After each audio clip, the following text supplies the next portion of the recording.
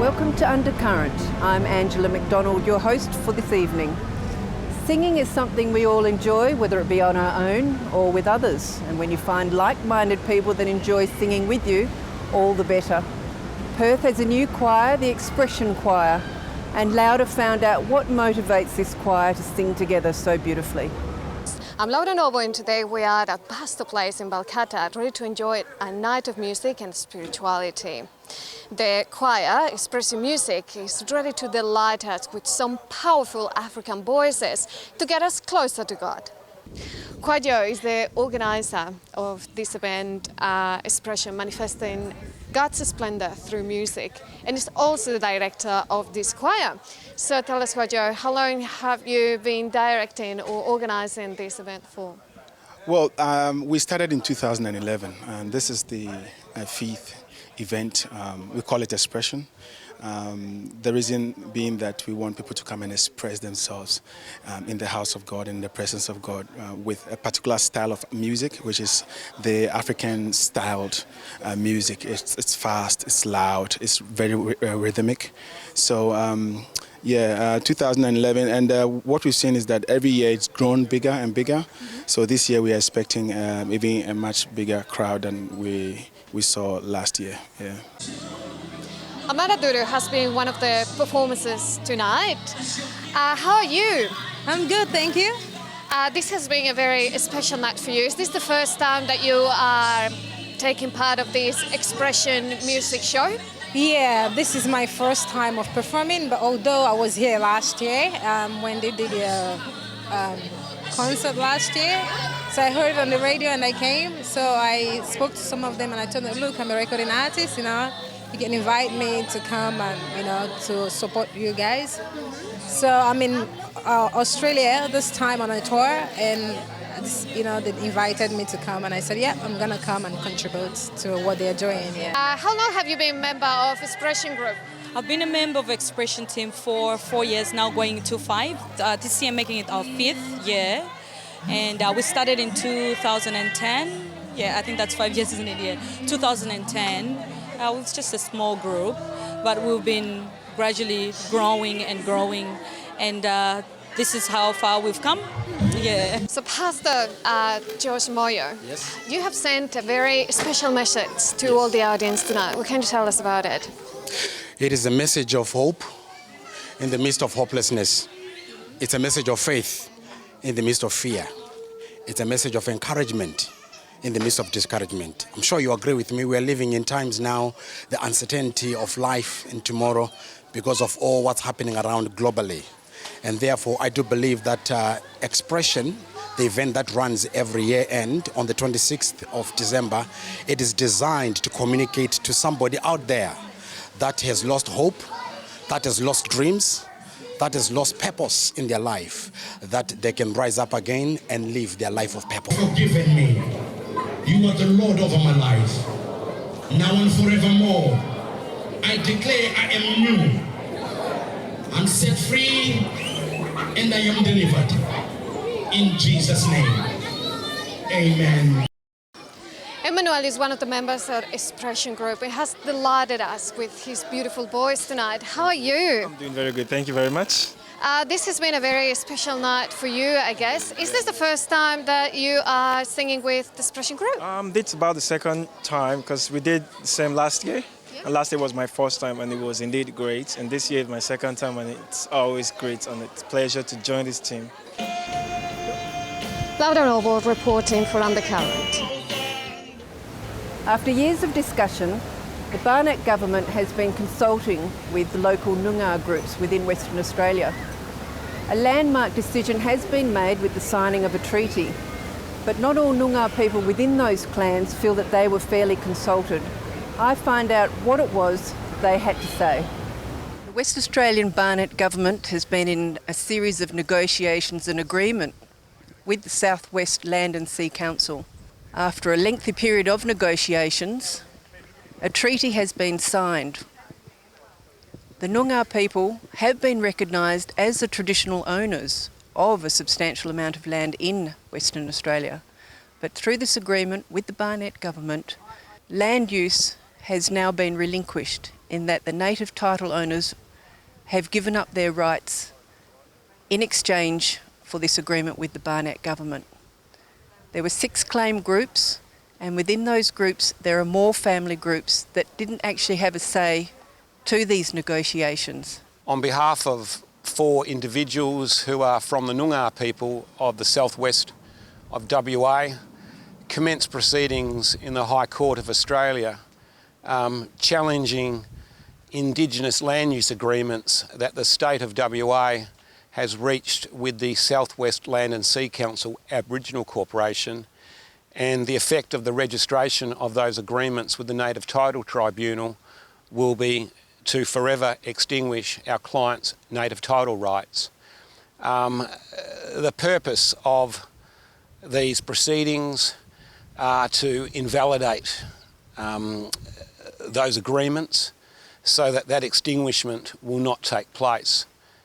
In our view, there's an important issue for the High Court to determine, and that is as to whether the individual registered native title claimants ought to have been a party to these agreements over and above any agreement from the Aboriginal Corporation.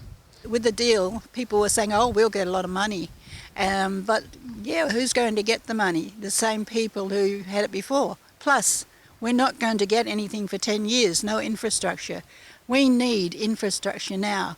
We need healing centres. We need places where people can go, young people and old people. I might need to go somewhere if I get kicked out, but you know, they don't want to do any of that, or they're not allowed to by the government. So what sort of deal is it? And I do understand native title, the effect that under the native title we don't have a lot, but why then offer nothing?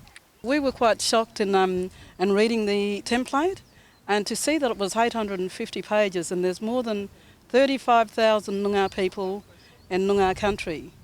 And I was one of the first Noongar people that's seen it. No members of the, we've since found out that no members of the working group party had seen it, and very few of the elders as well seen the deed. And it's 850 pages. It's a legal document that none of us seen before December, and only just 2.5 months prior to the authorisation meetings.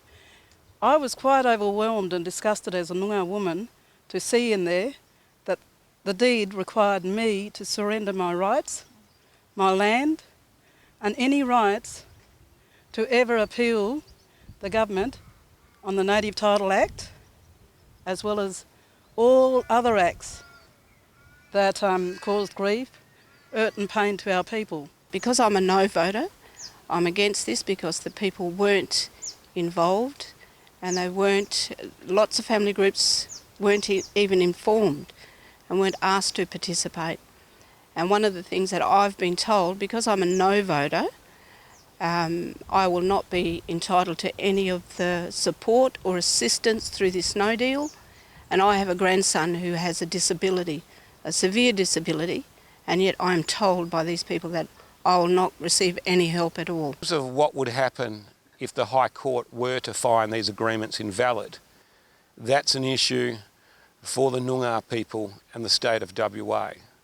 As lawyers, our job has simply been to represent our clients and ensure that their rights are upheld.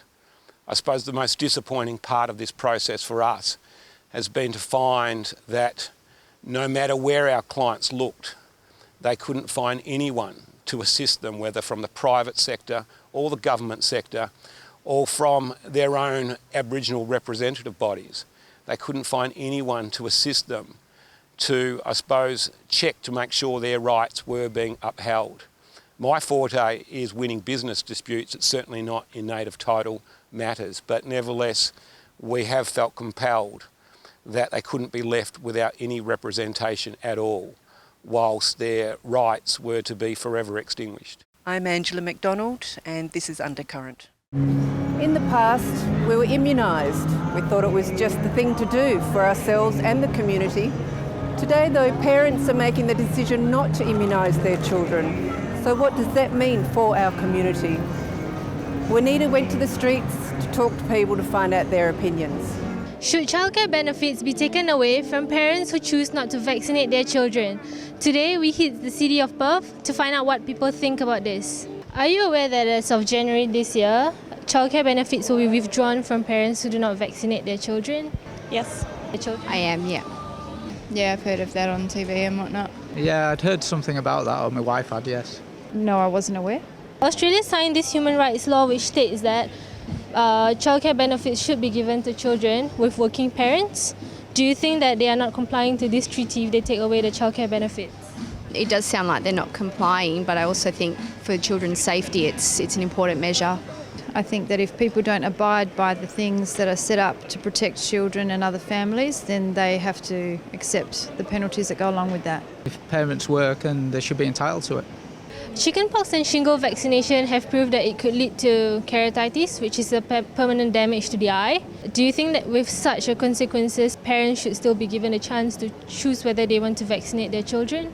It's up to the parents whether they should get that treatment or not.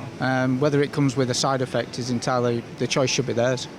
I personally agree with vaccination. I'm a scientist and I can't see any reason why you wouldn't, but you do have to be given the choice. I think the chance of getting something like that, which is non-lethal, is an acceptable risk for something that could save the children's lives. In New South Wales, laws have been put in place where children who have not been vaccinated are not allowed to be enrolled in a childcare. What do you think about this? Yeah, I agree because you're passing potential germs and harmful diseases onto other children who've had that vaccination. Absolutely, without question, I agree with that. Because if I want to put my child into care, I want to know that he's protected. I mean, if it was my children going to a childcare where other kids weren't vaccinated, I probably wouldn't be happy either. So I think it needs to be a generalised thing where everyone gets it done. I agree with that because, if the parents opt not to vaccinate their children and they go to a daycare, they're quite serious diseases that could be spread through the whole centre quite rapidly. I don't know. I don't know what the correct solution to it is. I think it's dangerous, this new trend of people not vaccinating their children, but at the same time they shouldn't be, children shouldn't be penalised for their parents' choices. If there was a medical reason that prevented them from being vaccinated, then I don't think they should be excluded, but there should be some sort of policy in the childcare centre so that if something arose where there was something spreading, that child could be excluded straight away, because if they've not been vaccinated then they're quite susceptible to catching it. I'm Renita Azman, reporting for Undercurrent. Stay with us on WTV. We'll be back after a short break with more Undercurrent.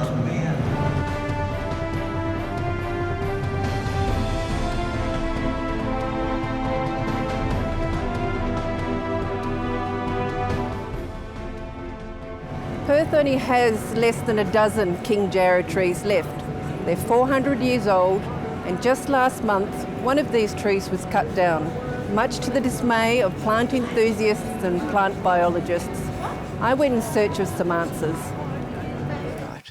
On the 16th of January, in Coolbellup, a huge King Jarrah rare tree, about 400 years old, 50 metres high, huge girth, was chopped down. The main roads had chopped it down, and the significance of the tree is yet to really be unveiled, but it holds a lot of habitat, and the biodiversity of that habitat is vital to keep going. With me, Professor Hans Lambers, who is with the University of Western Australia, and he'll explain what biodiversity means, but also with this King Jarrah tree, why it was so important for Western Australia. Welcome, Professor. Thank you, Angela. Well, I think that tree was really important. The loss of the Jarrah tree, of course, it's an ecological loss, and you pointed that out already. Was a habitat. It was providing lots of hollows for cockatoos, for parrots, and also for possums. So in that sense, it was important. It provided food, nectar for birds, the nuts for cockatoos, for example, and jarrahs are known to be the place for insects to go to. So in Kings Park they have done an interesting study where they counted the number of insect species on Jarrah and compared it with Mary and Tuart. And roughly 3 times more insects were found, insect species that is, were found on the Jarrah compared with the other species. So that place, that tree was really, really very important. Well, my name is Paul Barber. I'm Director of Arbor Carbon, which is a local arboriculture and environmental consultancy in Perth. But I'm also adjunct associate professor at Murdoch University. I live locally in Cardinia, which is only a few kilometres away from the site where we are today. And this is the site of a king jarrah that's been removed and cut down recently. So I'm standing at the site of the stump and the remains of that tree. The diameter of this tree is about 190 centimetres across in one direction and about 140 centimetres across in the other direction. So it's a very, very large, significant tree that's based in the urban area in Perth. It's extremely unusual to find large jarrahs like this in the urban area, so they are very, very special. So this event, the cutting down of this tree, is an absolute tragedy. I've read some reports and some statements to say that it was because of the bees. Why couldn't those bees be removed and this tree remain? It seems crazy that a tree would be cut down to get rid of this bee problem. So it needs to be asked, why was this tree removed? Who gave the authority for the removal of this tree? And why don't we have stronger protection policies in place in WA and Perth for the protection of trees like this? These amazing, significant ancient trees like this king jarrah. Doing it right is not chopping king jarrahs down. Mind you, there were only 12 in the whole area, and now there are only 11. We could actually use that tree to actually market our biodiversity hotspots and our biodiversity and attract far more tourists to the area. So it's ecologically a disaster, but economically it was also a pretty daft thing to do. And I still don't understand how that could possibly happen. There were bees in that tree. Yes, there were. And in fact, there still are, because after you chop the tree down, the bees don't go away. And if they do go away, they go to another hollow, occupying a hollow that was actually meant for a Carnaby cockatoo, or for a 28 parrot, or for a possum. So we haven't solved anything. We have just murdered that tree that is between 300 and 400 years old. I think that is actually ecological vandalism. Now, Professor, it's vital that the tree stays where it is now, even though it is going to die, it is dead? It is dead. It may actually re-sprout, but of course it will take centuries before it is back to the immense stature that it had. But it has to stay for a number of reasons. First of all, if you would take it out, you would do tremendous damage to that road reserve. So for that reason alone, it should stay there. It should also stay there because it's still a habitat, not as important as when it was standing up, because cockatoos are not going to nest in that lying tree. But it rots down, it's important for fungi, it's still important for insects, so it definitely should stay there. And in fact, that is what Main Roads wants to do too. But why they chopped it down in the first place, to me, that is an absolute mystery and a travesty. This is Angela McDonald for Undercurrent. The China-Australia Free Trade Agreement has opened its doors for China to now trade with Australia a lot more openly. One restaurant in Perth has taken advantage of this opportunity, as Lauder reports. The China and Australia Free Trade Agreement came into force on the 20th of December 2015. This agreement is the economic relationship between these two nations and is making possible for companies such as GC International Group to launch themselves internationally through the Australia Stock Exchange market. JCI have done something that Skilled could never do, and that they had established a training school, effectively a university for construction workers, from the very high end of the engineer or the supervisor of the whole project, down to the person who effectively put cement on the bricks and laid them. And I went and visited that training school, and it was very, very impressive. So JCI have done something that skilled engineering weren't able to do. They can source the labour, they train the labour, they accredit them internationally, and then they deploy them to the project overseas. They have a special licence, which is not easy to get. and effectively they're allowed to export from China, Chinese labour, and they have to meet a whole lot of requirements to do that. In which way that can benefit the property development in Perth? I think, in Perth, we are doing the traditional way to build a house. But if we bring more new method way, we can highly reduce the construction time and highly reduce the construction costing. I'd just like to very briefly introduce you to the concept of Patterson's. Patterson's Securities is one of the older private client stockbroking firms in Australia and one of the largest privately owned stockbroking firms Australia-wide. And we are delighted to have been asked by JCI to assist them with the IPO. What do you think that is relevant for Perth?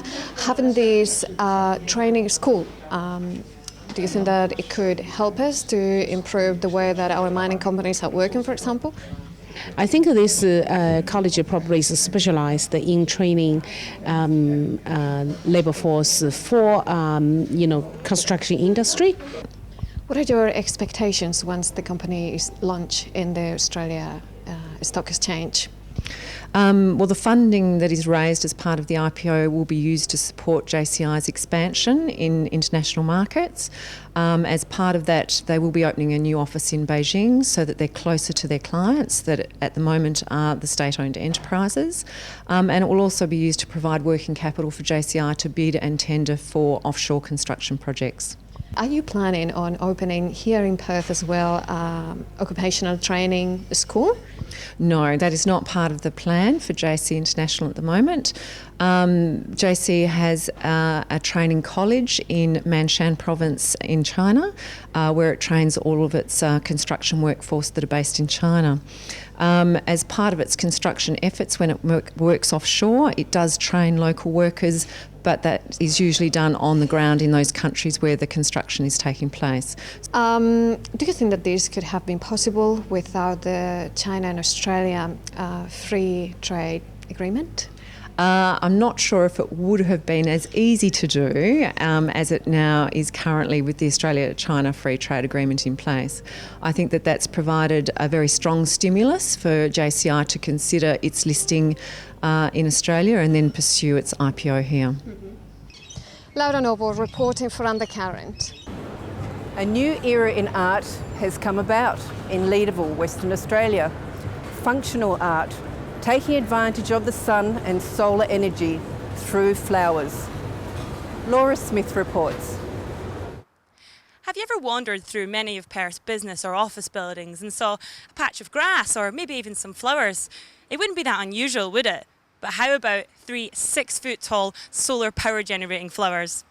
We're in West Leederville today to find out all about these new functioning art pieces. My name is Zsolt Zombori. I'm from Hungary, but people call me George, so that's much easier. All right, and tell me, first of all, when were these flowers built? It was just finished in December, the first day of December, and we just completed it after having something like 6 months of preparation work. So finally we made it happen. And what's the function of these flowers? These flowers are made to be attracting people's attention to understand that this building basically is a zero carbon energy building, meaning that we have 100 kilowatt solar PV on top of the building. But unfortunately, when people walking by, no one can see that. Basically, these flowers are collecting the energy from the sun. They are able to store it in batteries, and during the nighttime, there is an option to run the LED of the building, and we are able to run the water feature of the building 24 hours as well. And what's the sort of public reaction been so far? Well, to be honest, I only could experience the first 2 weeks. People were walking by, they were reading the messages. You can read underneath certain things that you might be very experienced when you read those sentences. And I'm sure people are surprised what type of strange animal could that be along the street. And do you think this is going to generate more interest, not only in renewable energy, but renewable energy as an art form as well? Well, I would say this is one of the first public art which is made of basically custom designed solar panels, and one of the purpose of this was to prove to people that solar doesn't have to be ugly. it could look not only rectangular aluminum framed something, but they could look pretty different. And this is one of the examples that people fantasy can be just flying over. Yeah, I suppose when most people think of renewable energy, they think of wind farms, and a lot of people find them ugly. So do you think that this could also create a sort of a fusing between, there'll be more pieces like this popping up all over the place? I'm 100% sure, because this technology has improved a lot in the last decades, and nowadays you are able to produce solar panels which are colorful, like it can be green, it can be purple, you might be surprised, but any shape as well. And I think this new technology should be implemented more and more, and especially in Australia where the sun is pretty dense. So I think this is a great future for all of us. You know, we have a cactus in the middle of Perth city centre, which costs quite a lot of money and has no function whatsoever. How would you combat that? What's your reaction to these art pieces that cost an incredible amount of money but do nothing, whereas you have one here which is multi-purpose, really? If I remember, it was only 1.2 million, but anyway, it's pretty high. I think I was trying to convince some of the mayors around Perth that public art could have a different function, and one of the message could be, or the different layer of a public art could be, somehow educate people that we have sustainability as well, and we have new forms which can have functional advantages or benefits as well. So I am very optimistic that maybe some of these council members will be more welcoming these type of ideas in the future, and I'm ready to take any new ideas and make them happen in any of these councils. What has your relationship been like with the Perth City Council so far? I was lucky to be participating on some of meetings, and I was able to give a short lecture regarding how solar trees and solar flowers could be attracting more tourists in Perth. And I think I visited the Deputy Mayor of Perth as well a few years ago, and I think I'm very happy now because some of the first examples have been realized, and I think he would have more confidence now to see how it can fit into the environment of Perth and how we can innovate Perth in a very new way. Definitely. Do you have anything else you want to add? Well, the nice experience was when this one was completed, we got a phone call from the council, one of the councillor of Cambridge, and she just congratulated us, and she felt ashamed that it should be in the middle of some more pedestrian zone, and more people could visit this one. So I'm very happy if that can happen one day, that more and more popular locations could have this kind of experience in the future. Zalt is hoping that with designs like his, more people in the council and then the community can turn green. Not just green with envy, but also green in their energy consumption. Reporting for Undercurrent, I'm Laura Smith. You've been watching Undercurrent. Thanks for your company, take care, and look forward to seeing you next time.